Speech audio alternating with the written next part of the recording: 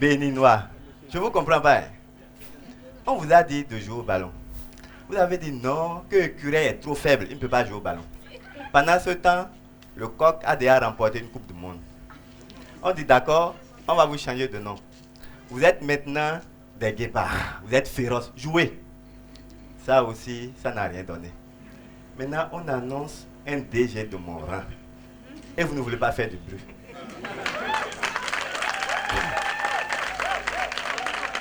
C'est mon premier jour de travail, encouragez-moi au moins. Alors, pour vous, c'est quoi un DG? Ah, quoi, oui, façon Benoît un papier. Merci. Effectivement, je suis un DG, mais pas n'importe lequel. Pour moi, c'est inné.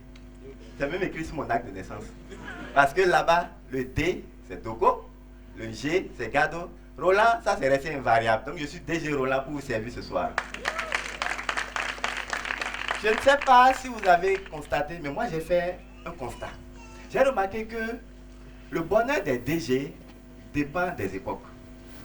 Quand on prend par exemple les DG au temps de Papa Bonheur, Feu le caméléon, mon grand-père, mais les DG étaient heureux.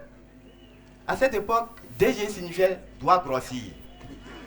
Ça veut dire tu ne veux pas, tu vas grossir. Il y a l'argent, tu prends comme tu veux, personne ne te regarde. Ce qui fait que dans cette époque-là, on reconnaissait les DG par des identités remarquables. Déjà, vous regardez ici, un ventre bien arrondi, ça montre que celui-là, il n'a pas faim. Et c'est pas fini. Vous voyez ici, là, au niveau de la nuque, il y a souvent quelques escaliers qui sont là. C'est trois. Ça montre que celui-là, là, il ne dort pas sur la natte. Et c'est pas fini. Regardez-moi, ici, par exemple, le bouton là est bien fermé. J'ai un DG d'avant. Je ne vois pas quelle incantation tu vas prononcer pour que le bouton qui est ici, là, se ferme. De toute façon, le coup là est développé. Toi-même, là, tu seras étonné. Mais ça, c'était les DG d'avant. Aujourd'hui, DG d'aujourd'hui, c'est plus ça. D'abord, aujourd'hui, DG, ça signifie droit de grossir. Je vous explique. Si tu as malchance et tu grossis n'importe comment, si jamais tu prends 1 kilo de plus que ce que tu dois avoir au cours d'une année, tu iras te justifier quelque part là-bas. Et il ne faut pas appeler mon nom. Ce qui fait que nous avons affaire à une nouvelle génération de DG. On les appelle les DG skinny. Vous avez vu ce rodor? C'est comme ça, ils sont minces et ils n'ont pas de chair. Je vous dis, les gens ont l'argent, ils ont peur de dépenser. Je dis, mon frère, c'est ton argent, dépense. Il dit, je ne peux pas. On me surveille. Je ne peux pas. Ce qui est intéressant dans cette affaire, c'est que vous allez en souffrir, mais vous ne pourrez rien faire. C'est la rue. Regardez-moi, comment je suis sur mon 55. En tant que DG, j'étais à une prestation. J'étais sur une scène aux alentours de Calavi là-bas. La scène s'est tellement bien passée que j'ai décidé de vous faire vivre ce moment-là. Déjà, quand je suis monté sur scène, il y a une belle tata qui a dit, DG, je t'adore. Madame, vous comme ça, vous pouvez dire ça. Même si c'est faux, mentez-moi. Je suis en promotion, j'accepte tout aujourd'hui. De l'autre côté, là-bas, il y a un monsieur qui a... Merci, elle est ambitieuse. Il y a un autre monsieur qui a dit, DG, tu es bon, à la fin, j'ai quelque chose pour toi. Pendant ce temps, mon public criait, DG, DG. C'est vous, mon public, criez.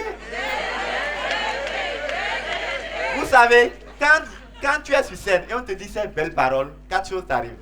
D'abord, tu perds la tête. Tu deviens fou, tu deviens quelqu'un d'autre et tu deviens quelque chose d'autre. Moi aussi, rassurez-vous, les 4 choses me sont arrivées. Et dans ma folie, qu'est-ce que j'ai fait? J'ai décidé de faire comme dans les grands concerts en Europe, sauter sur mon public.